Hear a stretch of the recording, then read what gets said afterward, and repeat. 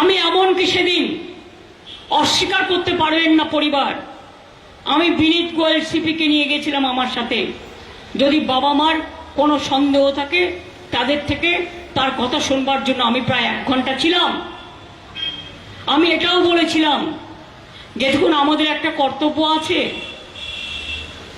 মেয়েটি তো আর ফিরে আসবে না, ওর নামে যদি আপনারা কিছু করতে চান করতে পারেন, যা টাকা লাগবে আমি দেব, যা টাকা লাগবে আমি দেব, যা টাকা লাগবে আমি দেব।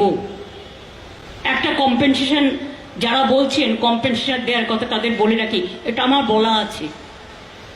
হ্যাঁ, আমরা 10 লক্ষ টাকা তো দিতেই পারি পরিবারকে। হ্যাঁ, আমরা 10 লক্ষ টাকা তো দিতেই পারি পরিবারকে। হ্যাঁ, আমরা 10 লক্ষ টাকা তো দিতেই পারি পরিবারকে। উনি মারা গেছে ও শুক্রবার, রবিবার সম্ভবত ওদের কাজ ছিল বা কিছু একটা, যেটুকু থাকে ক্রিয়াকর্ম বা কিছু একটা। আমি ইচ্ছা করে সেদিন ডিস্টার্ব করিনি পরিবারকে। মুরলি গেছিল রিপোর্ট দিতে বিকেলে, সোমবার দিন সম্ভবত আমি তাদের বাড়িতে গিয়েছিলাম। মোস্ট প্রবলি সোমবার, মঙ্গলবারও হতে পারে, বাট আমার মনে হচ্ছে সোমবার। সোমবার দিন গিয়ে আমি ডিটেলস তাদের জানাই, বাবা মাকে, সাথে আমার সিপিকেও নিয়ে যাই, এবং আমি তাদের কি কি অভিযোগ আছে সবটা সিপিকে রেকর্ড করতে বলি।